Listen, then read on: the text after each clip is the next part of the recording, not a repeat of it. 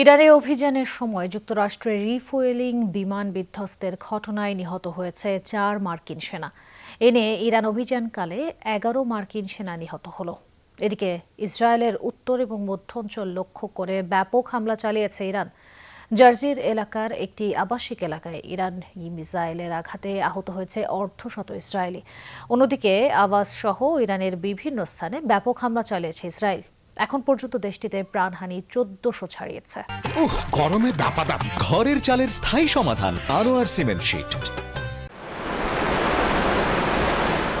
বৃহস্পতিবার operation epic ফিউরির অধীনে ইরানে অভিযানে অংশ নেয় যুক্তরাষ্ট্রের দুটি KC-135 মডেলের রিফুয়েলিং এয়ারক্রাফট। অভিযানের সময় ইরাকের পশ্চিমাঞ্চলের আকাশ থেকে হঠাৎই রহস্যজনকভাবে নিখোঁজ হয় উড়োযান দুটির একটি। পরে মার্কিন সামরিক কমান্ড আনুষ্ঠানিকভাবে এই ক্ষতির কথা স্বীকার করে। এ ঘটনার পর উদ্ধার অভিযানে অংশ নেয় একাধিক চিনুক হেলিকপ্টার ও কমব্যাট কিং উড়োজাহাজ। প্রাথমিকভাবে এটিকে দুর্ঘটনা হিসেবেই দাবি করে বিবৃতি দেয় মার্কিন সেন্টকম। জানানো হয়, বিমানটি বিধ্বস্ত হয়ে নিহত হয়েছে ৪ মার্কিন সেনা। তবে এর আগে ট্যাঙ্কারটিতে মিসাইল হামলার দাবি করে ইরাকের একটি সশস্ত্র গোষ্ঠী।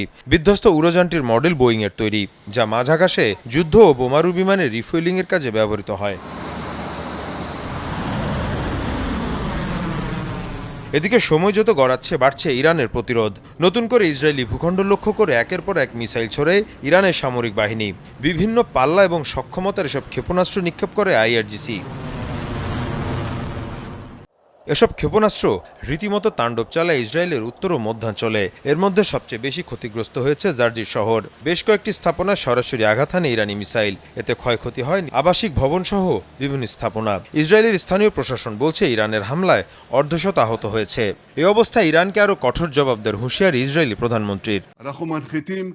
আমরা ইরানের পরমাণু এবং মিসাইল সক্ষমতা ধ্বংস করে দেব। এরই মধ্যে তাদের বিভিন্ন বাহিনীর সদর দপ্তর গুড়িয়ে দেওয়া হয়েছে। IRGC এবং বাসিস ফোর্সের কোমর ভেঙে দেওয়া হবে। শুধু ইসরায়েলি নয়, নতুন করে হামলা চালানো হয়েছে আরব আমিরাত এবং বাহরাইনেও। এর মধ্যে দুবাইয়ের বিভিন্ন বাণিজ্যিক কেন্দ্রকে টার্গেট করা হয়। ইরানের দাবি, মার্কিন মালিকানাধীন ছিল স্থাপনা। অন্যদিকে বাহরাইনে মার্কিন ঘাঁটি লক্ষ্য করে চলে হামলা। এদিকে ইরানের বিভিন্ন স্থানে অব্যাহত আছে মার্কিন এবং ইসরায়েলি যৌথ অভিযান। বৃহস্পতিবার রাত থেকে এখন পর্যন্ত ইরানের অন্তত ২০০ টার্গেটে সফল হামলা চালায় ইসরায়েল। মীর মুশফিকা হাসান, যমুনা নিউজ।